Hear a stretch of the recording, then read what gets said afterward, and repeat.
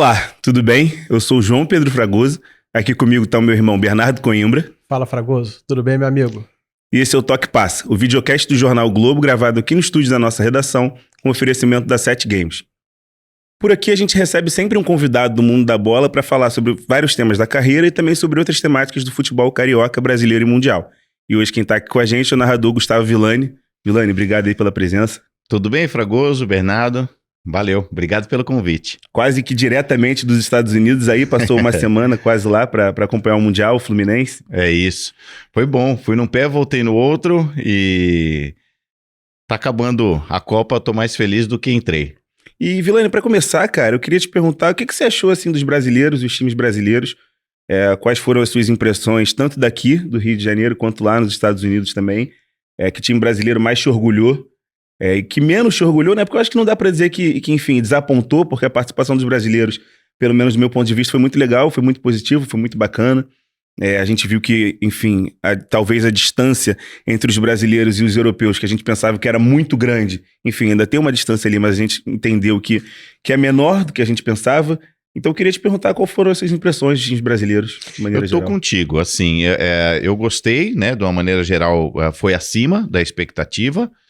A gente estava mirando, antes de começar a Copa do Mundo, não sei se vocês se lembram ou se vocês concordam, quartas de final como teto, né? Quem chegar às quartas vai fazer além do, né? Vai chegar assim, cumprir a expectativa. A gente foi até a semi só com o Fluminense, mas, por exemplo, o primeiro a cair foi o Botafogo nas oitavas, e a gente achava que o Botafogo nem passaria dos grupos, da fase de grupos, né? Porque ele tinha Atlético de Madrid e PSG. Ele ganha do PSG. E isso foi uma grande vitória por si só, né? Aí a gente tem boas estreias contra os europeus, né? Do Palmeiras empatando com o Porto, depois o Fluminense com o próprio Dortmund. E só para falar dos confrontos entre brasileiros e europeus, foram 4 vitórias europeias, 3 vitórias brasileiras e 2 empates. E, poxa vida, né? O Fluminense ter ganhado da Internazionale, o Flamengo ter ganhado do Chelsea, do jeito que ganhou, com muita autoridade, eu acho que ficou acima da expectativa, sim. É muito digna a participação brasileira. E às vezes eu tenho ouvido, né, gente falar, poxa, mas é muito pouco para quem já foi campeão do mundo se contentar com participação digna. É que a gente tem que, né, contextualizar os tempos e, enfim, a diferença cambial, a diferença de investimento ficou um abismo. Então, sim, não tem mais nada a ver com o Santos dos anos 60, o São Paulo dos anos 90, o Flamengo dos anos 80, o Grêmio. Eu acho que dentro do que temos hoje, nossa participação foi bem boa. E qual você considera o principal jogo de um time brasileiro lá? Boa pergunta. Se quiser dividir para ficar mais fácil entre fase de grupos e mata-mata, talvez. Tem diferença, inclusive, sim, né? Sim. Eu acho que, assim, se eu tivesse que citar uma, seria do Botafogo contra o PSG. Mesmo que o PSG tenha descansado 4 titulares, o Dembélé ainda tivesse machucado, é um grande elenco, é um time que encanta, é um time que perdeu pouquíssimo, e o próprio Luiz Henrique disse que foi, na temporada inteira, o time que mais soube marcar o PSG. Mas eu acho que a vitória do Flamengo foi muito expressiva também contra o Chelsea, de virada. A do Fluminense contra a Internazionale também foi um primor, assim, de atuação e jogando bola. Sim. Né? O Botafogo fez um gol de contra-ataque e muito humildemente segurou o resultado. O Fluminense contra a Internazionale, também finalista como o PSG da última Liga dos Campeões, teve muita autoridade. Então, assim, foram resultados muito, muito marcantes em diferentes contextos. E, Villani, você foi lá para os Estados Unidos, né? Narrou jogo das quartas, né? Contra o Al Hilal, enfim, ficou um tempo nos Estados Unidos. O que você pode falar, estando lá, sentiu da competição, do clima? Você acha que ela pegou para os torcedores? Você já narrou competições importantes, até final de Copa do Mundo, seja outras competições em loco ou fora, ou no Brasil, enfim. O que você sentiu do clima da competição, se ela pegou para os torcedores de uma maneira geral? Eu acho que tem duas análises aí, Bernardo. A gente, no Brasil, sem dúvida alguma, foram audiências dignas de Copa do Mundo de seleções. O Brasil parou para ver a Copa do Mundo de clubes, dá para dizer assim. E aí eu falo do streaming da Cazé TV, eu falo especialmente da TV Globo, que é a audiência que tem mais alcance, né, em território nacional. O Brasil todo, de, né, leste a oeste, norte a sul, viu a Copa do Mundo. Lá, cara, tem uma questão que a gente já tinha vivido em outras competições. Os Estados Unidos não têm o futebol como esporte principal. Então, não dá para dizer assim que parou o país. Os estádios, alguns deles da Copa de Clubes, né, nem serão usados para a Copa de Seleções. Tem muito estádio obsoleto, muito estádio centenário lá. São todos reformados, todos com uma estrutura, mas são muito grandes, né? A noção de espaço é incrível, isso é curioso. Dos Estados Unidos é muito diferente do que a gente tem no Brasil. Os carros são enormes, as avenidas são enormes, os hotéis são enormes, os estádios são enormes. Estádios para 60, 70 mil pessoas. Com o Real Madrid, por exemplo, que arrasta multidões, a gente sempre teve estádio cheio. Mas isso não se estende ao Chelsea, não se estende ao Paris Saint-Germain, não se estende aos times brasileiros. A latinidade é muito grande nos Estados Unidos, eu acho que foi digno, inclusive, de elogio do Gianni Infantino, né, o presidente da FIFA, na Times Square. Eu lembro da festa da torcida do Palmeiras, a torcida do Flamengo tomando conta da escadaria lá do Rock Balboa na Filadélfia. Nós tivemos um colorido muito legal das torcidas brasileiras, de uma maneira geral, fora dos estádios e dentro também. A partir das nossas limitações, né? Não dá para cobrar um estádio cheio como é o Maracanã, de um estádio de 70 mil pessoas atravessando 10 horas de voo, né? Por mais que a gente tenha muito rubro-negro, muito palmeirense nos Estados Unidos, não é o suficiente para... A comunidade brasileira não é tão grande assim, o suficiente para encher. Então, assim, clima de Copa lá, nota 6. Mas no Brasil, nota 10. E curioso que durante o Mundial de Clubes, teve também a Copa Ouro, né? Pois é. Durante a competição teve a Copa Ouro também, em outros estádios, enfim. A MLS continua rolando também, né? Também. Eles têm um trabalho crescente e né, de desenvolvimento. Aliás, eles têm uma média superior de público à nossa no Brasil, o que é incrível, né? Como a gente ainda precisa trabalhar para encher os nossos estádios. Melhorou muito com os estádios novos da Copa de 14, né, em termos de cenário e tal, o programa de sócio-torcedor também se desenvolveu, mas a gente tem um trabalhão para fazer ainda. E eles também. O futebol lá não chega perto do basquete, do futebol americano. Do beisebol, né? Do beisebol. É por isso, talvez, você falou do futebol americano. Tem também o futebol americano universitário, né? Também. E que também é uma febre, às vezes, até maior do que o futebol americano em si, profissional. Então, talvez essa questão do futebol que foi utilizado, o MetLife, por exemplo, que é o estádio do Jets, do Giants, os públicos são enormes. Então, isso pode acabar afetando um pouco a nossa noção de, o estádio tem 80 mil pessoas, tem 40. Quando a gente olha na televisão 40 mil pessoas no estádio de 80, às vezes não é tão cheio assim, mas a gente vê 40 mil pessoas para ver um jogo do Fluminense atrás do gol lotado, por exemplo, é muito bacana também, né? Muito, muito. Cara, foi um show, assim, repito, dentro das nossas limitações, né? Enfim, a distância da origem, da nossa raiz aqui, do nosso quintal, foi muito legal a participação da torcida brasileira dentro e fora dos estádios. E vamos lembrar, né, cara, confronto entre países tem um apelo maior, né? Eu até um dia peguei um táxi e o cara disse, eu acho que daqui 2, 3 edições eu vou gostar mais da Copa de Clubes do que da Copa de Seleções. Isso plantou uma semente assim, um filhote de ideia na minha cabeça que eu falei, cara, porque cada vez mais a gente tem, parece ter, né, mais apelo afetivo com o nosso time do que com... E isso é um fenômeno mundial, não é só aqui no Brasil. Mas ainda não. Ainda a Copa de Seleções, por exemplo, ano que vem eu acho que os estádios vão estar mais nos cheios. Estados Unidos, sem falar do México e do Canadá, vão estar mais cheios. E em relação aos clubes europeus, você teve lá mesmo que por pouco tempo, uma semana ali mais ou menos, conseguiu, da mesma forma que os brasileiros fizeram de tudo, teve gente, teve maluco que foi demitido do trabalho, que vendeu carro, vendeu casa, não sei o que, só para viajar para lá. Você sentiu a presença das torcidas europeias lá. Agora, na transmissão até de ontem do PSG e Real Madrid, falaram que a torcida organizada, os ultras, né, do PSG, que não estavam lá na fase de grupos, viajaram já para esse confronto contra o Real Madrid e agora provavelmente vão ficar contra o Chelsea também na final. Você acha que as torcidas europeias compareceram também ou foi só de fato a brasileira, os brasileiros? Eu acho que as torcidas europeias, dos times europeus, elas são meio que multinacionais, diferentemente das nossas torcidas. Então, assim, eu desconfio que o pessoal tenha viajado, atravessado o Atlântico para ver a Copa do Mundo de Clubes.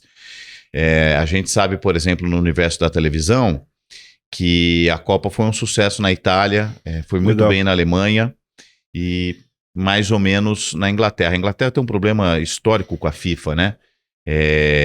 Enfim, a UEFA, de uma maneira geral, tem, e na Inglaterra, em especial, os clubes ingleses já se recusaram a jogar muitas competições FIFA por uma questão histórica. Eu acho que isso acaba contaminando também os torcedores. E até a forma como os clubes, às vezes, vão ver essas competições, né? O próprio Guardiola do Manchester City falou que, enfim, não tinha como ele disputar a Copa do Mundo de clubes de uma forma que, não, a gente precisa ganhar. Era uma coisa ali de pré-temporada para preparar o time, e aí a visão dele, que é tão sempre focado ali no futebol, foi de dar folga para os jogadores, jogar uma altinha na praia com os jogadores, ali uma coisa muito mais leve do que é uma competição, da forma como o Guardiola vê as competições também, né? Isso pode ser passado para os torcedores, de certa forma. Eles jogaram a Vera muito em função do dinheiro, porque, vale lembrar, a Copa de Clubes pagou mais do que a Copa de Seleções, a Copa de Clubes pagou mais do que a Liga dos Campeões. Então, ninguém rasga dinheiro, né? Eles podem priorizar a Liga dos Campeões porque é mais tradicional, é uma briga entre vizinhos, países vizinhos, isso, eles são egocêntricos, né? E eurocêntricos também. Então, eles costumam andar para os outros lugares do mundo, mas a questão do dinheiro foi muito importante. Eu acho que eles jogaram a Vera, né? O Guardiola teve uma temporada toda arrebentada de lesão, passou inclusive em branco, sem nenhum título. O PSG tá cansado, a Internacional também super baixo astral, porque perdeu tudo também na temporada. Enfim, a Juve tá se montando, tem desculpa para todo mundo, o calor, mas assim... Eu vi eles fazendo o possível, ninguém entrou a passeio. Não. Legal. E ainda em relação ao Mundial de Clubes, temos a final entre Chelsea e PSG. Para você, quem é o favorito? O PSG tem um time melhor, mas o Chelsea também tem sua história. Enfim, em 2021, por exemplo, foram campeões em cima do City, que era o favorito. Em 2012, campeões da Champions League, né? Em 2012, ganharam do Bayern, quando também o Bayern era favorito. O jogo foi até em Munique, né? A final de 2012 da Champions.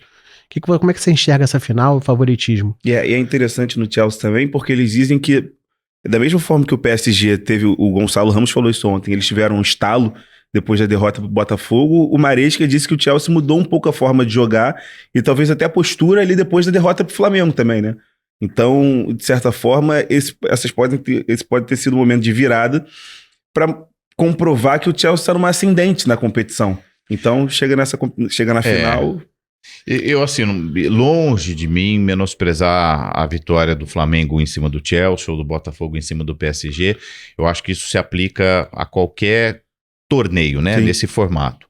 Fase de grupos é uma coisa e mata-mata, ou mata, né? Jogo único eliminatório é outra coisa. E então, repito, os brasileiros tiveram mérito. É claro, inclusive o que dá a dimensão da vitória do Fluminense em cima da Internacional. No mata-mata. Nas oitavas de final.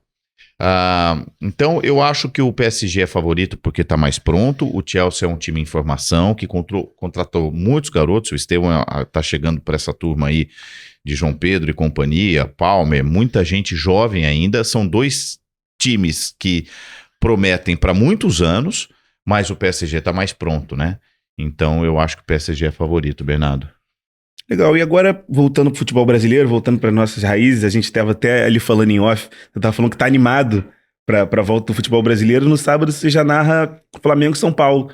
Queria te perguntar qual é a expectativa não só para esse jogo, mas para o segundo semestre aqui no futebol brasileiro, no contexto sul-americano também, de maneira geral, porque agora a gente tem o mata-mata, as oitavas de final de Libertadores, Sul-Americana, Copa do Brasil, e aí esse restinho de primeiro turno do brasileiro, depois o segundo, e agora é sem descanso também, né? Quase tem a pausa Até para o a data Natal. FIFA ali, mas depois, meu amigo, vamos que vamos. Vai ser até o Natal, cara. Quase que literalmente. Né? Até dia 23? 20, por aí. É. Até dia 20, com certeza. Isso aí. 21 ou 23. Tanto que os times deram as férias agora, né? Os times que não classificaram para o Mundial deram as férias agora. Vai ser quarta e domingo, né? Ou terça, quinta e domingo, enfim. Cara, eu tava morrendo de saudade, porque tem inclusive uma propaganda, um slogan do Premier, que fala, não é futebol, é o nosso futebol, né? E é claro que a gente gosta de ver os times europeus com craques internacionais, são verdadeiras seleções multinacionais e tal, aquele ambiente de Copa do Mundo, mas é isso, a gente gosta do VAR que erra, do goleiro que cai, do cara que faz cera, e porque é o nosso, né? A gente tá acostumado. A neblina no Alfredo Jaconi. Exatamente. E quero ver parar. O quê? Uma chuvinha no Alfredo Jaconi não para o jogo. O avião não desce e a bola rola. E eu tava com saudade. Eu vou estar na TV Globo. Eu tava vindo pra cá, que vai lotar, já tem 45, 50 mil ingressos vendidos, o jogo é sábado, então vai bater 60 mil. 2 timaços, o São Paulo vem com o Lucas recuperado, né, uma grande atração, Ferreirinha recuperado, então a pausa da Copa do Mundo serviu também para os times ou recuperarem jogadores no DM, ou treinarem, ou até descansarem, treinarem e recuperarem, aqueles que não foram. O São Paulo com novo treinador também, né? Com o Crespo. Com o Crespo reestreando, bem lembrado, Bernardo. Então, assim, a minha expectativa é a melhor possível, e vai ser assim mesmo, atropelado. Brasileirão, Copa do Brasil, Libertadores e enfim, reforços, né, que chegaram, os times cada vez mais endinheirados no Brasil também, com novas negociações de televisão e os que foram para a Copa do Mundo com o bolso cheio também. Então, eu acho que não só vai ser legal porque eu estava com saudade, mas também porque a tendência é melhorar, o que já era gostoso e bom. Agora, quer falar? Não, é só perguntar se, depois de um certo momento do calendário, acho que ele pesa para todo mundo, mas nesse início de retorno, digamos assim, do futebol brasileiro, os que jogaram o Mundial de Clubes e estão jogando vão estar mais cansados ou vão estar mais prontos, digamos assim, cansados não, mas mais prontos, ou os que ficaram parados um mês e só treinando vão ter mais dificuldade? O que você acha que vai... Eu vou ficar, não é que eu tô em cima do muro, eu tô agarrado no muro, sabe por quê? Toda vez que a gente tem uma pausa por algum motivo, data FIFA, a gente sempre acha que os times vão voltar melhores, e isso não é uma verdadeira, Tem treinador que às vezes prefere continuar jogando porque já tá tudo ali fresco também pros jogadores. Exatamente. Taticamente, os caras já estão em ritmo de jogo, pois é. Agora, eu não sei mesmo. Eu acho que os que foram estão animados. Quem foi, volta com a autoestima em dia. Ninguém apanhou, ninguém foi saco de pancada, ninguém bateu e voltou. E os que ficaram tiveram, então assim, são cartas, né, credenciais para os dois lados. Eu não faço a mínima ideia, tô até curioso para saber o que a gente vai ver daqui para frente. Já tem alguns confrontos, né? Vasco e Botafogo é um desses exemplos, o próprio Flamengo e São Paulo. O Fluminense e Palmeiras não jogam nessa rodada, os jogos ainda foram adiados, né? É isso. Porque foram até um pouco mais tarde no Mundial. Mas são 2 exemplos de jogos que pode até dar essa dimensão, né? E assim, a gente tá o Fragoso lembrou, né? A gente ainda vai bater a metade do campeonato. A gente tá começando a definir, né? Quem vai fazer o quê no campeonato. Mas assim, não dá nem para pegar o recorte de antes da pausa. É outra história agora, né? Até pelos reforços, né? Também. O Botafogo praticamente vai mudar muita coisa. O Igor Jesus foi embora, o Jair foi embora, agora chega o Arthur Cabral. Flamengo sem o Gerson, que era o capitão do time, um cara super importante ali. Mas com o Jorginho. Exatamente. Talvez o Wesley daqui a pouco possa estar indo embora também. Os times mudam muito. O Botafogo com outro treinador, um mundo totalmente diferente, né? Com o David Ancelotti. É um mundo totalmente diferente. A gente citou o Vasco, é uma curiosidade, assim, Porque, enfim, você é de Marília, então tem um carinho especial ali pelo Marília. Mas você, tanto nas redes sociais, até em algumas transmissões, fala muito do carinho que seu filho tem pelo Vasco. É uma loucura isso. E por quê, cara? Assim, o que explica? Ele é carioca? Ou Ele é carioca. Ele nasceu aqui em 2015. Eu digo que o Luca é filho do Fox Sports e a Isabela é filha da TV Globo. Então ele é mais velho, claro. Ele é mais velho. Ele tem 9, a Isabela tem 5 anos. A Isabela é Flamengo. Caraca, imagina. Então eles escolheram mesmo o time do Eles escolheram e eu achei clássico. justo. Eu comecei a levar em tudo, né? Primeiro, com o acesso que a gente tem. Eu queria que ele gostasse de futebol, porque eu acho que o futebol ensina a ganhar, a perder e tem vários valores, inclusive assistir jogo. Mas agora, será que vai ser jornalista? Rapaz, esse dia ele me disse que se ele não for zagueiro, ele vai ser narrador. Caraca, jogador e jornalista. Um coração do pai já fica como apertadíssimo. E o Luca escolheu o Vasco, e eu achei ótimo. E assim que ele escolheu, eu percebi que ele gostava. Primeira vez, assim, primeira lembrança que eu tenho foi Botafogo, que ele estava começando a falar por causa do nome. Eu acho que era muito sonoro na cabeça dele e tal. E eu falei, bom, eu vou aguardar. Não falei nada, não incentivei, mas levava sempre. Todos os jogos eu levava. Aí ele ficou muito amigo de um menino que chama Pedro, até hoje até já se separaram, trocaram de escola, mas seguem amigos. E o Pedro, Vasco.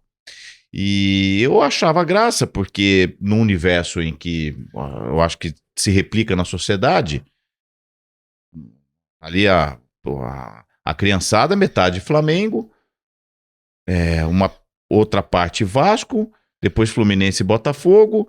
Falei, ele vai ser esmagado pela maioria, o Flamengo ganhando tudo, né? Nesse ciclo de vai passar. E não passou, cara, e foi só aumentando a paixão dele pelo Vasco. Que legal. E quando ele escolhe, o Vasco tá na Série B. No ano seguinte, o Vasco não sobe. Ele fica 2 anos torcendo pelo Vasco na Série B. E eu, paizão, né? Vamos lá, filho. Vasco e CSA. Pumba, CSA, dentro de São Januário. Ganhava. Agora ele troca. Agora né? já era. Nada.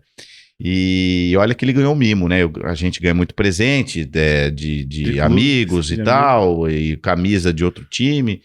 E ele é Vasco, é impressionante. E que legal, muito, cara. Muito Vasco. Forma caráter, né, também. Teve um dia que ele perguntou pra mim assim, pai, por que as pessoas falam que o Zico foi maior que o Roberto? O Roberto foi maior do que o Zico. Eu falei, caraca, que eu respondo, né, cara? Eu falei, filho, cada um, eles são equivalentes pra importância pra cada clubes. torcida. São 2 gigantes e tal ali. Lá vem você também. O Roberto é maior que o Zico. Você tomou uma dura. Tomei dura ainda. Então ele é doente, assim, dá pra dizer que ele é roxo. Ele acompanha, lê tudo e pede pra ir e sofre de pedir pra não ir na escola de vergonha no outro dia quando perde. E aí, faz parte, mas tem uns combinados. Claro. Isso não tá no combinado. Você vai na vitória e você vai na derrota. Faz parte do jogo, né? Literalmente faz parte do jogo. Exatamente. E a relação dele com o futebol, de forma geral? Porque essa criação de ir nos jogos de vários times é uma criação mais antiga, né? Eu escuto muito o meu pai falando sobre isso. Pô, eu tava sem nada pra fazer em casa, então eu ia com o teu tio lá no Maracanã ver, sei lá, Bangu e América, aí tinha rodada dupla, e depois tinha Flamengo e Bom Sucesso, por exemplo. Aí depois, na semana seguinte, eu ia ver Botafogo e Portuguesa, sei lá. Depois eu ia ver Vasco, não sei o que, Fluminense. E hoje em dia, as torcidas são mais fechadas ali no próprio clube, né? E essa criação que você deu pra ele de levar nos jogos de todos os times do Flamengo, do Botafogo, do Vasco, do Fluminense, dá liberdade pra ele escolher, é uma coisa que permite que ele fique mais... Plural, exatamente, assim. E até mais respeitoso em relação aos clubes, né? Como é que é a relação dele com o futebol de forma geral, assim? Eu me divirto muito com futebol. Minha mãe costuma dizer que eu só tive um brinquedo, eu só tive a bola. Eu não tive o bonequinho, o soldado de chumbo, ou era aqueles soldadinhos de guerra, né? Da Segunda Guerra de plástico. Eu não tive Playmobil, eu não tive Lego. E eu jogava muito futebol e meu avô me levava muito. E me levava, inclusive, para cidades nas imediações de Marília. Me levava em Bauru, me levava para Lins, me levava para Catanduva para ver jogo do Marília. Então, a cultura do estádio é muito forte em mim. E quando eu não estou trabalhando e posso levá-lo, é um grande prazer eu ir assistir. E até hoje, esses dias a gente foi ver o Fluminense jogar e ele já Vasco, Cara, e eu já meio reticente. Eu te entendo perfeitamente, mas isso a galera julga um pouquinho, né? Tipo assim, pô, tu trabalha com futebol, aí tu tá de folga. Tu vai pro estádio, meu irmão, a galera cai em cima de mim direto com isso. Eu falo, vou, cara, eu gosto muito de futebol também. Eu gosto muito de futebol. Cara, isso aí. E eu gosto do estádio, eu gosto da comida do futebol, eu gosto do rito. De chegar antes, Maracanã, eu vou nos botecos ali perto dos meus amigos, no Bode Cheiroso do Lelê, eu vou no Marcelão Caxambia. Mas aí também não tem nem como não gostar, né, cara? Falando entendeu? Assim, pô, não tem nem como não gostar. Então aí ele vai comigo a tiracolo e agora o pessoal gosta dele, já como eu divulguei muito, e eu divulguei de propósito. Legal. Porque eu falei, eu preciso naturalizar isso, né? Se eu ficar escondendo meu filho, a chance de apuparem ele, de provocarem e tal, é pior. Então, eu fiz questão de divulgar logo, ele é Vasco, mas a gente vai no Fluminense, e o Rio de Janeiro é 200 vezes melhor do que São Paulo, e eu falo porque sou paulista, gosto muito de Marília e morei 12 anos em São Paulo. A relação do torcedor paulista com o futebol é mais tóxica. Então, aqui... Bom, a começar que lá não tem mais torcida mista. Então, quando eu levo o Luca para ver o Fluminense, o pessoal, eu tô com uma criança, ninguém nunca falou, Vascaíno, vai pra casa do chapéu, aí Vilani, tá trazendo o Vascaíno. Nunca ninguém. Então, às vezes até querem agradar um pouco mais para ver Exatamente, se muda de lado, né? Dá um boné. Tem isso mesmo. O Luca estudou com o Liam, filho do Marcelo, lateral, na mesma sala de aula. Então o Marcelo levou muitas vezes o Luca para clínica em Xerém, quando ele ia, levava para treino, vestiário pós-jogo. O Luca tem foto com o Ganso, tem foto com o Cano, tem foto com o Fábio, e os caras davam meião, e davam calção, e davam... Que legal. E copo, né, aqueles copos personalizados. Então, e ele tem tudo, ele traz para casa. Então ele aprendeu desde cedo que ele é Vasco, mas que não tem problema nenhum conviver com o rubro-negro, conviver com o... E, enfim, a gente se diverte muito. Por isso que eu vou muito. Mas eu gosto de tudo, não é só... Eu gosto do jogo em si, mas eu gosto da movimentação. Por exemplo, quando a gente vai em São Januário, eu gosto do pagode. Então eu vou antes com o Luca. A gente curte comer churrasquinho, tomar cerveja, no meu caso, na frente do estádio, pagode, entra no estádio, ou vai lá no Almirante, comer bacalhau antes do jogo, enfim. É um grande rolê com meu filho. E a Isabela está começando aí. Eu estou começando a levá-la para os jogos do Flamengo e ela escolheu o Flamengo. Aí é uma tese, eu não posso falar por ela. Acho que foi para irritar o irmão. Faz parte. Mas sim, ela tá mesmo, assim, o Flamengo já entrou no... O dela, vamos combinar, é mais fácil, né? A missão do outro que é difícil. Ainda mais nesse momento de Flamengo. Ela tem 5 anos, né? Exatamente. 5 anos, aqui é 19, né? 19, nasceu campeã. A dificuldade dela é 0. Cara, e como é que você, enfim, porque essa questão do estádio ultrapassa o esporte para virar uma coisa muito cultural pelos programas que você falou pré-jogo, pós-jogo, essa coisa de estar reunido ali com a galera, ir em bar, e no Rio de Janeiro, os arredores do estádio, é uma coisa sensacional, assim, em São Januário, no Maracanã, no Newton Santos. Eu tenho muito costume de ir na ilha, na Portuguesa, e eu me amarro também. Como é que é para você criar esses mini cariocas, assim? Você é nascido em Marília... Cara, você sabe que eu tenho uma tese, e os cariocas não vão me levar mal, eu vou tentar me explicar da maneira mais direta possível. O Rio é muito provinciano. Eu sou provinciano porque eu sou de Marília. É claro que o Rio é a cidade mais internacional do Brasil, mas nos hábitos, pelo menos o Rio, que eu circulo muito, né? Benfica, nos bares que eu gosto, restaurantes e tal.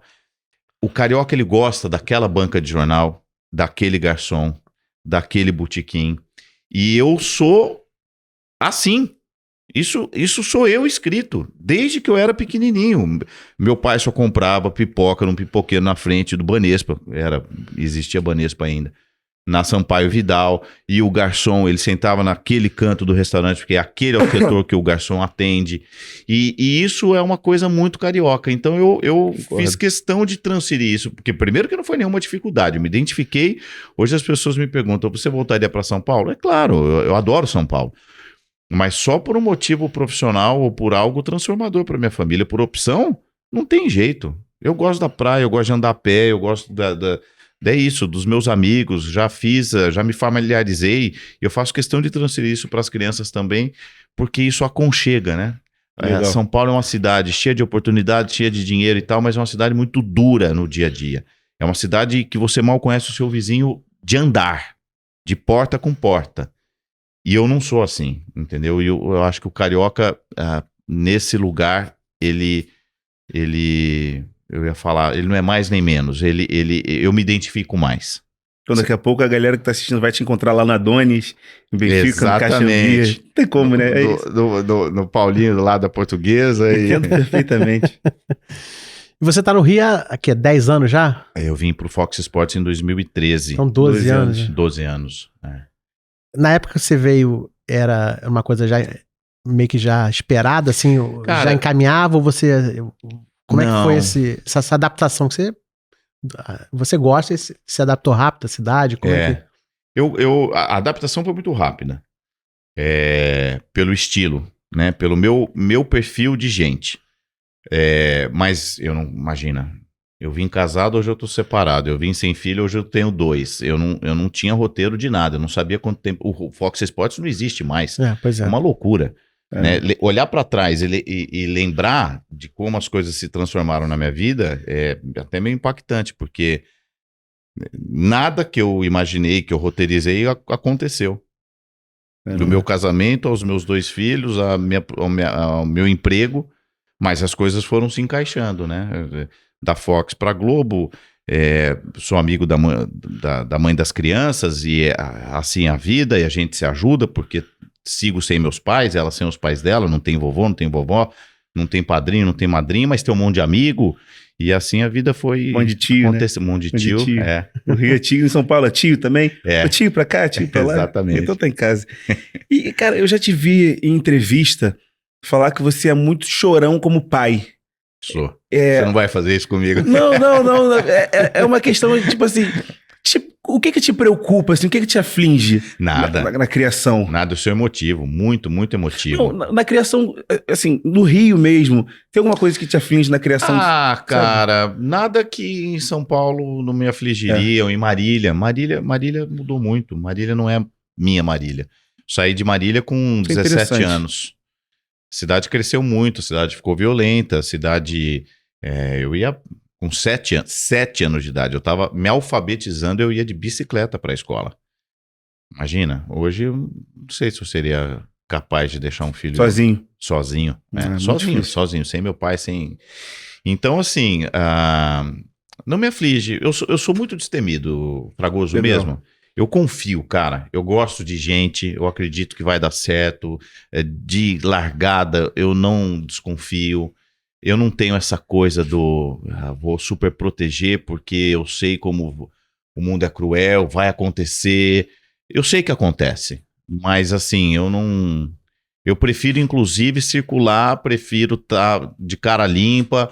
Às vezes eu sei a hora de ir embora, o pessoal começa a tomar uma a mais, eu sei que vão me abordar de futebol, às vezes com algumas liberdades indevidas, eu já pico a mula, mas assim, eu vou de peito aberto, eu não tenho medo deles, pelo contrário, eu gosto de mostrar para eles que assim é a vida, que acontece mesmo, para eles criarem ferramenta para se defender. E esse foi o estilo de criação que você pensou já de antes em dar para eles, ou foi algo que você foi adquirindo com o tempo, foi experimentando, errando, acertando? Eu acho que foi essa segunda opção. Eu saí de casa com 17 anos. Eu fui fazer intercâmbio, eu fui morar fora do país com 17 anos. Austrália. Quando eu saio de Marília, eu vou para Austrália. Caramba. Então foi assim, foi um banho de ruptura, de sair da casa dos meus pais, deixei minha primeira namorada, meus melhores amigos, meus amigos de infância, e caí no mundo. E quando eu voltei para São Paulo para fazer cursinho, para fazer jornalismo, e aí, porque Marília não tinha mais estrutura para me criar, né, como acadêmico e tal. E então, eu acho que foi tentativa e erro, assim, foi meio que de peito aberto para fazer dar certo, porque não tinha muito com quem contar, meu pai, minha mãe já estavam longe, e acho que é isso. Legal. Pode. Não, porque você falou que agora você já sabe, você é da rua, enfim, gosta dessa coisa da calçada, mas você já sabe como lidar, já sabe talvez a hora de ir embora. Eu queria te perguntar exatamente sobre isso. Por que aqui no Rio de Janeiro, por mais que seja uma cidade muito internacional, como você falou, você ser narrador da Globo é uma coisa que te transforma meio que numa celebridade, ali, numa estrela. Como é que é você ser esse cara da rua, ser esse cara que está sempre ali na Zona Norte, nos bares e nos bairros da Zona Norte, nos estados da Zona Norte, circulando? Como é que é você ser esse cara sabendo que é uma pessoa visada, assim, uma celebridade? O Rio é menos que São Paulo, né? Isso é uma outra... Acho que os cariocas são mais acostumados. As grandes novelas sempre foram aqui, né? Eu acho que eles estão circulando aí na Barra, na Zona Sul, na Zona Norte e gente muito mais famosa e... né? Então, eu nunca me assustei. Agora tem abordagem, eu acho legal, porque é uma chance que eu tenho, um privilégio. O termômetro ele é imediato, né? É uma profissão que você fala bobagem, segunda-feira você sai na rua, alguém vai te cobrar, alguém vai te dar um toque. Você fala, já tem um recorte ali na internet rápido. O jogo nem acabou, se bobear, o jogo nem acabou, já tem alguma coisa ali, né? Um dia infeliz é uma resposta rápida e o dia bom também. Então, eu gosto muito do que eu faço, eu acho que eu estou narrador, isso tudo vai passar, né? Não tem porquê muito da gente se sentir... O Faustão tem uma frase maravilhosa. A questão é que hoje a gente se sente muito importante. E é claro que é legal, é gostoso, é onde eu sempre quis estar, é a maior emissora do país e das maiores do mundo, é legal, mas assim... eu tiro onda, eu curto o processo, a trajetória, cada jogo, faço com gosto. Eu narrava futebol, eu estava em Marília, né, brincando de futebol de botão. Então, assim, também não foi algo... Eu não deixo isso no âmbito do espetacular. Eu sou dom, eu sou escolhido. Não, isso é bobagem. Isso, tem caminho. Tem começo, meio e fim o que eu faço e eu não procuro... Estou sempre me exercitando a não ficar... Nem me sentir jegue quando eu erro e nem gênio quando eu vou bem, sabe? Buscar um meio termo ali. Exatamente, na manha do gato. E isso quando você falou que foi para a Austrália, quando você volta, você chegou a pensar em fazer direito? Como é que foi essa ida para o jornalismo? Como é que desistiu do direito? Enfim, como é que foi essa... Eu fui para o intercâmbio com a ideia de fazer direito, sempre fui muito comunicativo. E cheguei a assistir aula com a minha irmã uma semana. Minha irmã tinha passado, quando eu estava na Austrália, ela tinha passado na PUC São Paulo, e quando eu volto, e aí, cara, em uma semana eu já entendi a linguagem, os tecnicismos, o juridiquês, os códigos. Eu falei, não, cara, eu sou muito mais informal do que isso, e eu entrei em crise, porque eu fui pro intercâmbio crente que eu já sabia o que eu ia fazer na volta. E quando eu volto em uma semana, eu ruí tudo. Eu falei, nossa, e agora? Eu tô do zero, não sei o que eu vou fazer. Ainda ensino médio. Isso para fazer vestibular. E aí aquela coisa, né? Aqueles testes de aptidão e tal. E aí eu tive um insight. Falei, cara, eu preciso fazer alguma coisa que me divirta muito, porque eu vou fazer todos os dias a minha vida inteira. O que eu gosto? E eu sempre fui tarado por futebol, né? Como eu disse para vocês, eu só tive um brinquedo na vida.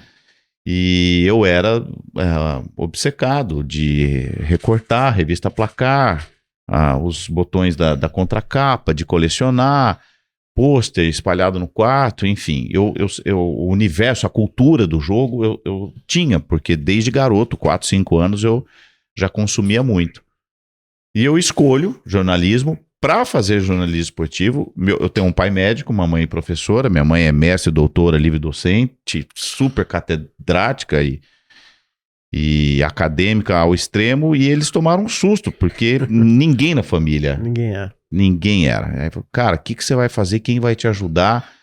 E a gente filho, é uma escolha muito sua e tal. Eu falei, não, tá bom, então eu vou. Comecei a trabalhar muito cedo, no primeiro ano de faculdade, é o que eu recomendo para todos os estudantes que me abordam, que me perguntam.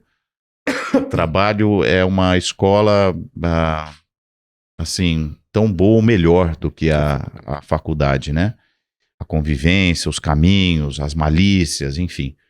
E aí eu optei, pô, imagina, olho para trás, lembro disso aí, eu dou risada. Hoje em dia foi tão tenso, mas ao mesmo tempo tão fácil escolher.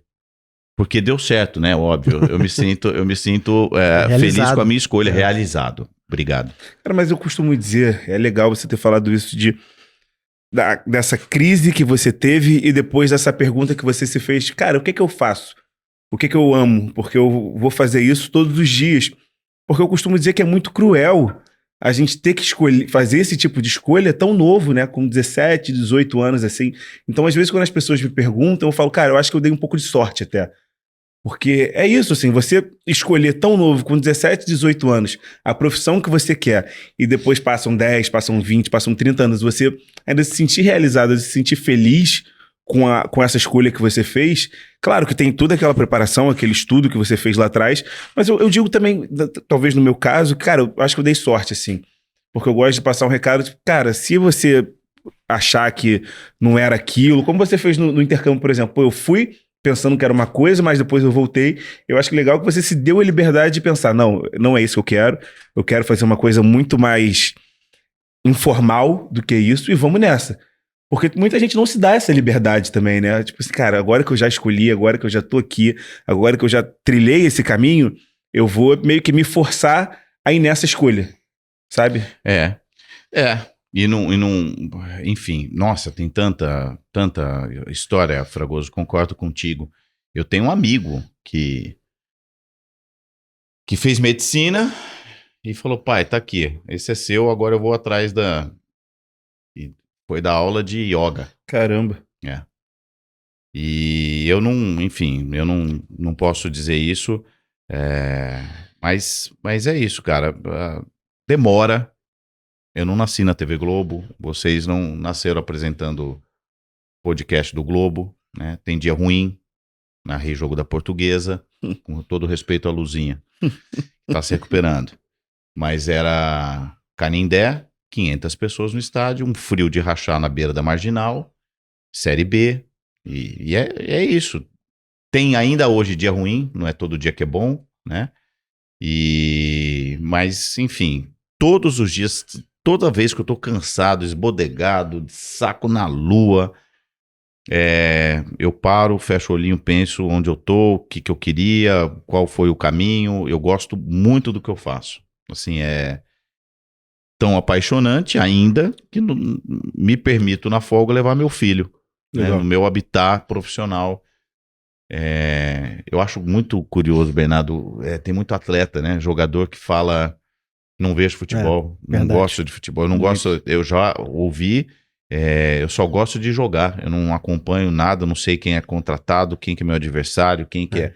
Cara, respeito, mas é uma loucura pra mim. É verdade, existe isso muito mesmo. Às vezes o cara não sabe com quem ele vai jogar no jogo seguinte, ou enfim, não conhece o adversário, não conhece... Tem isso muito. Cara, você falou dessa questão da Luzinha. Foi curioso para saber como é que foi o teu começo. Eu sei que o Oscar Ulisses, da Rádio Globo, que a gente tem a Rádio Globo aqui no Rio de Janeiro, que é inclusive aqui no prédio, para quem tá acompanhando, mas foi na Rádio Globo de São Paulo. Foi. Né, o seu começo. Como é que foi, assim? Cara, na verdade, para ser justo, o primeiro cara que falou assim, você tem material, acho que se eu fosse você, eu investiria na narração, foi o Ed Luiz. Eu eu entrei na Sumos Editorial, fazendo resenha de livro de psicologia, foi meu primeiro emprego. E aí eu entro em crise, pô, não é isso, enfim. Aí o Éder Luiz me abre uma porta e eu vou para a Rádio Transamérica de graça. Ele falou, não tenho vaga, não vou. Bom, e o tempo passa, eu viro estagiário, viro produtor, aí eu já começo com meus primeiros salários e tal. começo a entender a dinâmica, não tem feriado, não tem final de semana, isso tudo eu tô com 18, 19 anos, não tem jogos universitários, bom, e aí o Éder plantou isso em mim, falou, por que você não começa? Mas eu comecei com 14 anos, você já tá com 19, 20, você tá saindo atrás, e eu gostava do que eu fazia, eu não dei bola. Lá na frente, quando eu já tô na Espanha, isso é 2006, eu era, modéstia à parte, eu era um bom repórter de rádio, já acompanhava os times na Libertadores, fazia eliminatória sul-americana com a seleção brasileira, e fui para a TV Record para fazer o Campeonato Brasileiro. A Record briga com a Globo e perde os direitos de transmissão, sublicenciamento. E aí eu falei, cara, eu não vou ficar aqui fazendo treino, porque eu gostava muito do evento, sempre gostei do jogo, né? E aí decido voltar para o exterior para estudar, para fazer uma pós-graduação no jornal El Mundo, da Espanha. E lá, cara, eu entro em crise, que eu falei, pô, cara, eu preciso dar um norte na minha vida, eu vou voltar, eu não posso ficar refém desse mercado de direitos, a Globo tem, aí um dia ela é parceira da Band, outro dia é parceira da Record, e aí se eu ficar na mão, eu vou ficar em crise de novo. O Éder Luiz, o Oscar Ulisses. O Oscar também vinha me incentivando. Ligo para ele, Oscar, quero começar. Ele, pô, mas agora e tal. Aí tem uma figura central e importantíssima que eu tenho na mais alta conta, que se chama Marisa Tavares. Ela foi superintendente da CBN. E ao ouvir a minha história, ela falou, você quer? Eu te preparo, mas você ligou para o Oscar e isso eu estava de férias, porque o que acontecia? Eu fazia 1 ano de aula na pós-graduação, tinha 15 dias de férias e tinha que fazer 6 meses de estágio obrigatório que eu fiz no Marca. Antes de começar o estágio no Marca, eu venho de férias e encontro a Marisa, ela passa a mão no telefone na sala dela, falou, Oscar, vem aqui. Ô, Guga, pô, eu já falei com ele vai passar na minha sala depois, eu tinha dito que ia dar um abraço nele, que eu estava de férias no Brasil. E ela falou, você tá sabendo dessa história de narrar? Ah, o Oscar falou, eu sei, Marisa. Ele me contou, mas como? Não dá para começar a narrar na Rádio Globo. Eu comecei lá em Oswaldo Cruz, quando eu era pequenininho. E ela falou, não dá sim. Ele vai terminar o estágio obrigatório dele e nesses 6 meses vocês vão trocar MP3. Era MP3 ainda, por e-mail. E aí eu começo, cara. O Oscar, que é o cara que me passa os exercícios, que me corrige. E para encurtar a história, quando eu volto, eu passo vergonha 1 ano. Porque eu não tinha fôlego, eu conseguia narrar 10 minutos, eu não tinha embocadura, eu não tinha vocabulário, não tinha improviso, né? Sinônimos, porque narrar no rádio é outra história, né? Tem a imagem para te apoiar e tal. O jogo é muito mais ágil, né? E mentiroso, né? Mas é uma ótima escola, é a melhor escola que tem, não tem nenhuma faculdade no mundo que dê para um cara que trabalhe com isso aqui o traquejo que o rádio dá. E aí foi, cara, Oscar Ulisses, irmão do Osmar Santos, para quem não sabe, né? É uma figura como a Marisa Tavares, como o Éder Luiz, tanta gente me ajudou, não vou ficar aqui citando, mas esses aí foram, assim, os que pegaram na minha mão, quando eu duvidei, eles falaram, não, agora você escolheu, você vai até o final. O dia que a gente desistir, você tá fora, mas você não vai desistir de você mesmo enquanto Legal. a gente estiver aqui com você. E, bom, e aí vem o José Trajano, me contrata 2 anos depois que eu fico na Rádio Globo, ele me contrata para a ESPN, para fazer TV e rádio. A ESPN tinha um projeto na Rádio Eldorado, Estadão, né? ESPN. E depois Fox Sports e TV Globo. Do pessoal de rádio, televisão, antes ou depois, enfim, quem te inspira ou te inspirava? Eu tenho boas miras, assim, né? Na TV, 2 absolutos, que são Luciano do Vale e Galvão Bueno, né? E no rádio eu tenho mais gente. Osmar Santos foi muito importante na memória afetiva do garoto o José Silvério, que já parou, inclusive. O garotinho aqui no Rio, José Carlos Araújo, eu pegava em Ondas Médias também em Marília, grandes narradores, enfim, aí gosto de outros que menos icônicos, né, mas que, enfim, a gente é como uma esponjinha, né, você vai ficando cheio de input, cheio enfim, de referência de cada um deles. Vai pegando um pouquinho de cada um, né? É isso. E você falou do Galvão Bueno. Porque quando a gente vai fazer uma entrevista aqui, a gente tem que ler, tem que se preparar e tal. Então, a gente acaba sabendo desses bastidores também. Como é que foi sua reação quando você foi encontrar o Galvão Bueno no início de uma transmissão ali? Foi encontrar o Galvão Bueno pra, enfim, pedir uma foto, tava com Casa Grande? Foi. Tava com Casa Grande, foi pedir uma foto pra ele e descobriu que tinha sido indicado pra Globo por ele, cara. Um você cara imagina. referência pra ti. Um cara que eu só via na televisão. Foi a primeira vez que você encontrou com ele? Se não foi a primeira, foi das primeiras, assim, mas era uma coisa muito distante.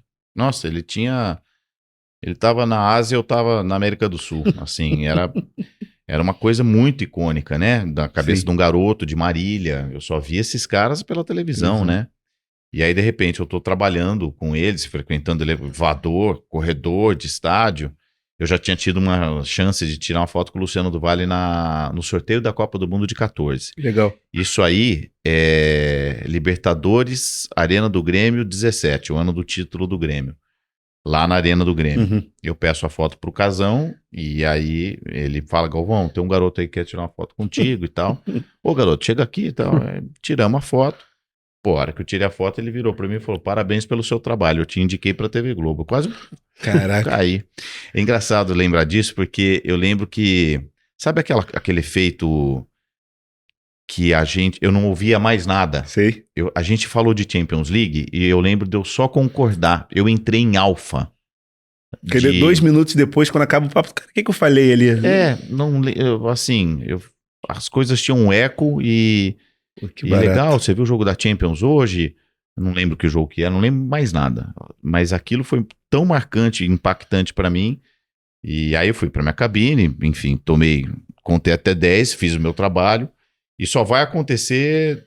E o jogo, conseguiu narrar bem o jogo? Não lembro. Não lembro o resultado. Eu lembro que foi Grêmio e Barcelona de Guayaquil. Depois eu lembro. Semifinal, né? Foi semi ou quartas. Acho que foi semifinal. Eu lembro que depois ainda fui pra Guayaquil. Eu acho que foi o primeiro jogo no Brasil. Isso aí. Mas foi muito legal. E sempre depois, aí viramos colegas, né? Trabalhei pouco com... Porque quando um tá, o outro não tá, né? Então só festa de confraternização da empresa ou reunião. Mas ele sempre muito gigante, gentil. Galvão, eu não tenho absolutamente nada pra falar dele. E quando você narra em TV aberta, narrou na Fox Sports, que era fechado, Premiere, Sport TV, existe uma diferença ali? Vou narrar hoje na TV aberta, a narração tem que ser assim, assado? Eu posso fazer uma brincadeira a mais ou a menos? Como é que funciona essa preparação para uma TV aberta, uma TV fechada? Existe, Bernardo. É assim... Vou falar metaforicamente, que eu acho que vai dar mais alcance. Na TV aberta, você fala pro seu Zé, porteiro, e pra Dona Maria, a dona de casa, que não propriamente está vendo o jogo. Eles estão com a TV. Então, você tem que ser mais didático, você tem que ser mais inclusivo, você tem que ser menos tecnicista. Quando você está no Premiere ou no Sport TV, aquele é o heavy user, né, que a gente chama, é o fanático, é o cara que consome aquilo. Então você pode usar mais estatística, você pode usar mais termos da bola. Às vezes eu tenho que explicar um chapéu. Você tem, deu uma caneta. Caneta, para quem não sabe, isso na TV aberta. Então, e é uma diretriz da gestão. Eles pedem, por exemplo, na Copa do Mundo de Clubes agora, foi um grande desafio, porque a gente sabe quem é o Chelsea, o Mamelodi Sundowns da África do Sul. E você tem que narrar 90 minutos para terça-feira, 13h. Quem tá ligado?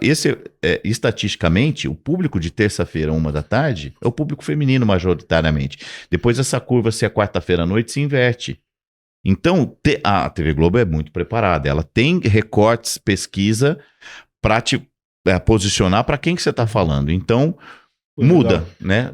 No Sport TV e no Premiere, você larga da premissa que se a pessoa tá ali, é porque ela quer, né? Não é que é uma companhia ali. Legal. E esportes olímpicos? Porque até a Fox, você não tinha tido tantas oportunidades assim, né? Lendo umas entrevistas suas antigas, você até dizia ali de 2019, então tinha sido antes, você chega na Globo em 2018. Isso, Então a sua primeira Olimpíada de fato foi 21, é 21. e aí depois tem 24. Exato. Como é que foi pra você começar a ter mais essa experiência? Um amante do futebol, você pensar assim, não, agora tá na hora de eu começar a ser um narrador um pouco mais aberto. Hoje em dia você narra muito vôlei, Isso. muito, sim, e muito bem. Judô. Isso.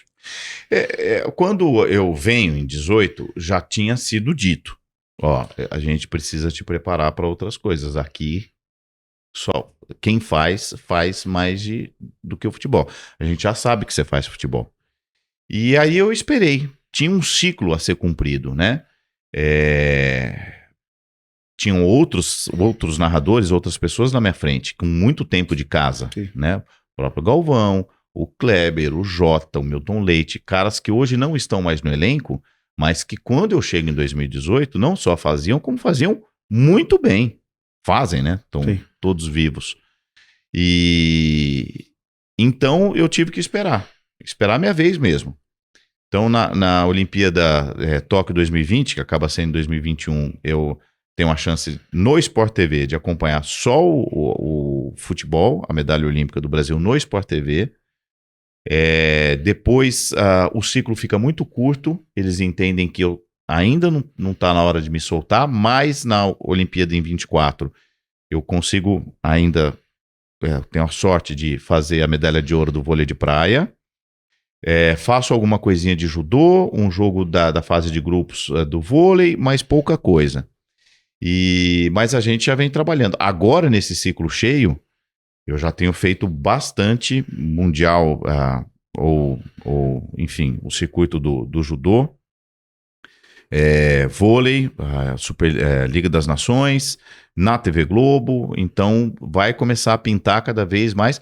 E assim, apesar do meu vínculo ser o futebol, eu sempre gostei de esporte, né? A gente gosta de esporte, Sim. né? Você para ver, então a gente tem a cultura, e quando você aprende você vai por associação ganhando vocabulário, a regra, né, de cada modalidade, os ícones. Esse aqui foi campeão mundial, então ele já está chegando, se preparando para o grande ciclo daqui 4 anos, e assim vai. Então é um grande barato. E onde a gente trabalha, na Globo, é uma Disneylândia, porque é sem dúvida a empresa de mídia mais poliesportiva que a gente tem no Brasil, né? Legal. E quando você trabalha, por exemplo, no vôlei, você trabalha com gente diferente, você trabalha com o Paulo Pequeno comentando, com o Nauber, com o Marco Freitas, enfim. Fabi. Exato. Campeões olímpicos, Nauber, né? exato. E o Marco Freitas era treinador de 96 da BA e da Adriana e da... A gente chama ele de Mônica. professor. E é professor mesmo, de falar, vem cá, deixa eu te explicar o que é o tempo esquerdo, o que é. Então, isso é uma grande escola, porque tem a transmissão também do Sport TV e tem a transmissão da TV Globo.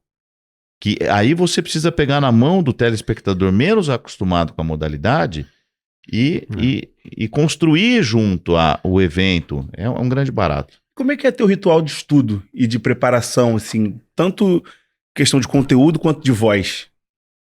Cara, de conteúdo eu tenho um menino chamado Guilherme Loureiro, com quem eu trabalhei. Hoje ele mora em Portugal. Com quem eu trabalhei no Fox Sports. Ele é meu produtor pessoal. Legal. Eu tenho um vínculo com ele de irmandade, de fraternidade e profissional. Ele produz, ele já sabe o que eu gosto, né? Porque hoje, o Oscar Ulisses, se você lembrou dele, falava o seguinte: é um balaio cheio de informação, é um saco cheio de informação. Ela tá aí para todo mundo. O que diferencia um do outro é o que usar e a hora de usar. Isso é um exercício, porque na hora do ponto, pouco importa se ele calça 40 ou 42, mas você pode usar. Essa informação existe. Então, mas você pode usar que ele está vindo uma lesão de ombro. Então, o momento certo... Agora, eu preciso, como eu tenho muito jogo, eu faço em média 3 eventos por semana. E eu tenho que me preparar. Então eu me preparo muito em casa, já respondendo sua pergunta. Eu demoro em média 3 horas por jogo. Isso vem 3 horas para eu sentar e colocar no papel. Mas eu venho consumindo o conteúdo da semana. Treino, quem está voltando de lesão, suspensão. Como você tá falando agora de São Paulo, quem tá voltando, quem não tá voltando. Exatamente. Eu já vou mentalizando, né? E aí chega na véspera do jogo, o Guilherme me manda um compilado de material. Eu cruzo o que eu tenho e o que ele me dá. Isso serve para o vôlei, serve para o judô, serve para... Ele é meu produtor. Legal. E é isso. E com voz, cara, eu evito no dia do jogo as coisas pastosas, que derivados de leite. Caramba. Queijo, requeijão, iogurte, para não ficar com pigarrinho, que às vezes quando ele cai na hora indevida, pipoca, por causa do picuá, não é picuá que chama o milhozinho?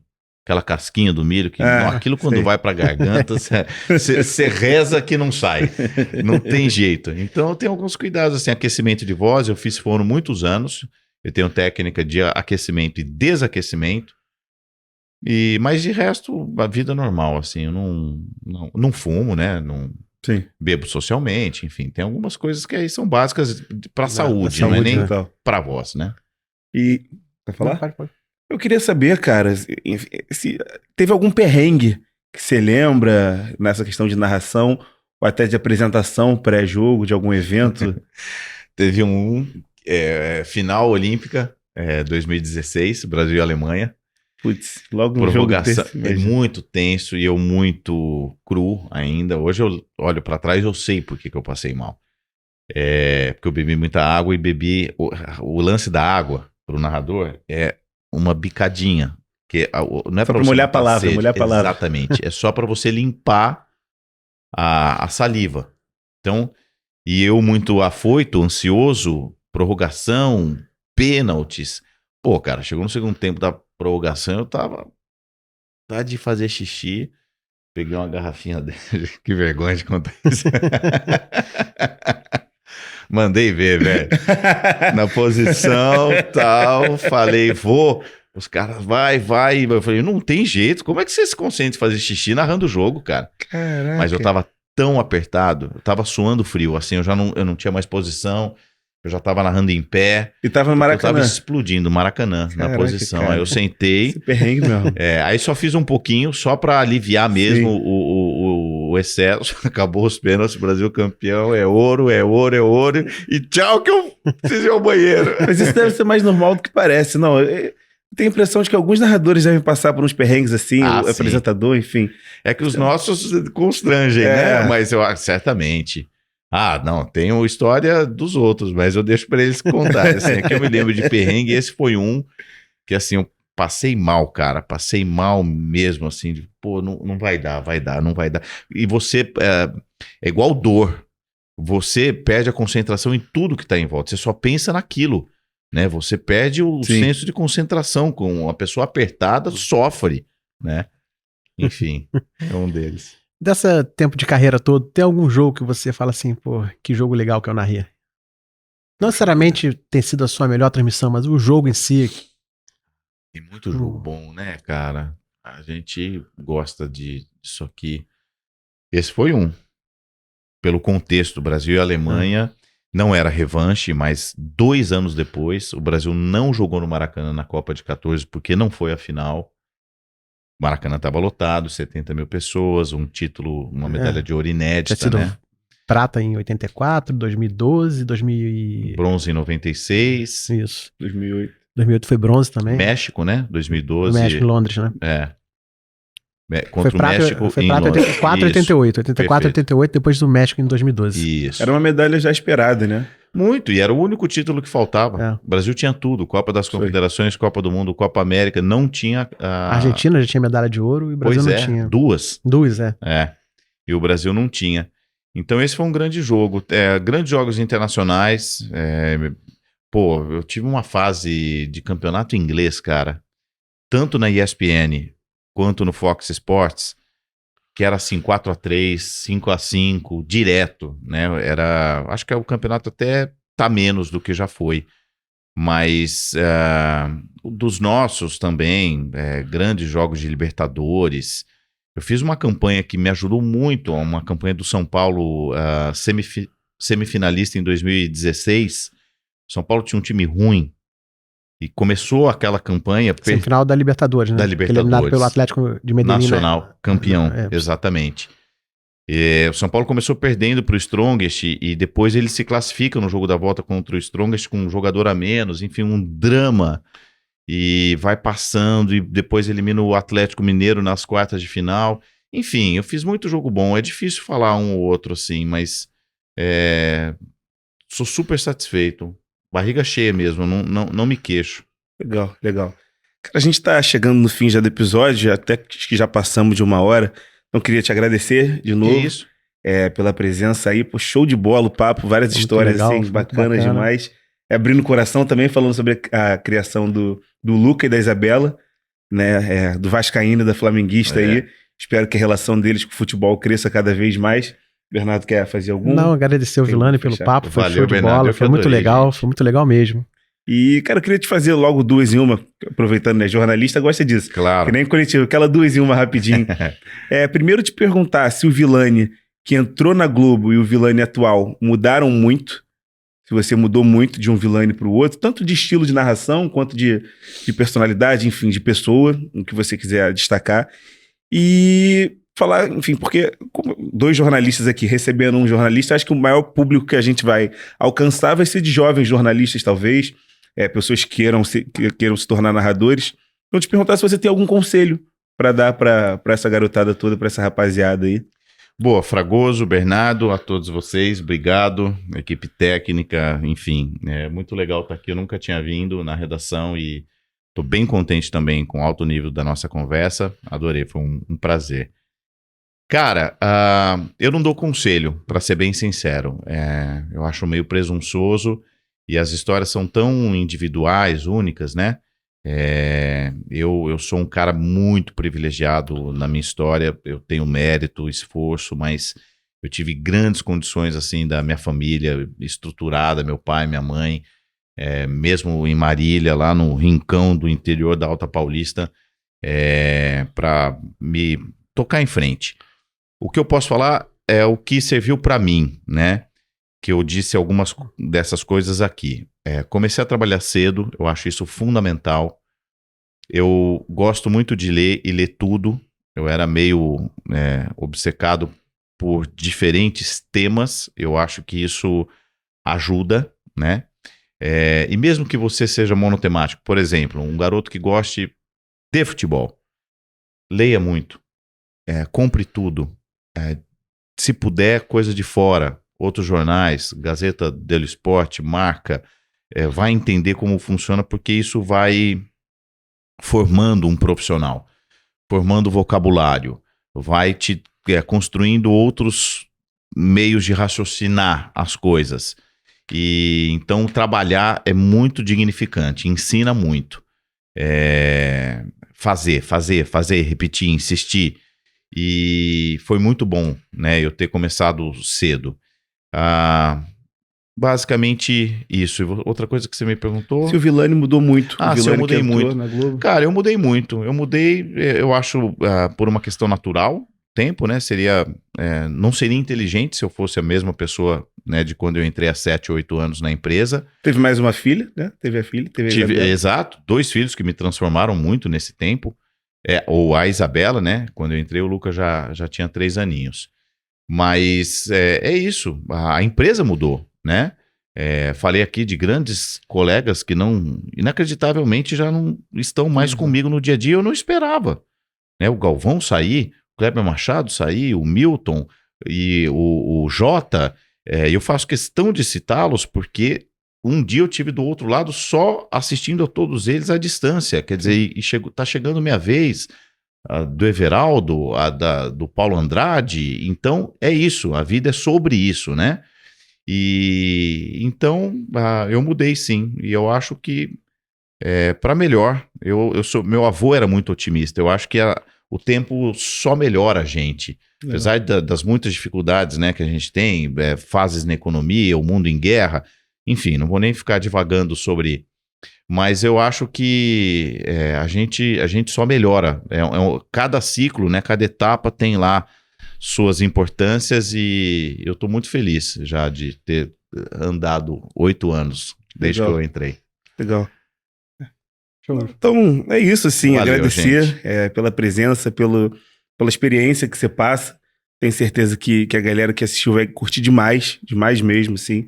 Eu acho que foi um papo de alto nível e é isso. Obrigado aí, boa sorte no agradeço. jogo sábado, boa sorte pra temporada. Valeu. E que o Luke e a Isabela continuem amando futebol e que gostem do episódio também, né? Obrigado, Fragoso. Aliás, vou assistir com os dois.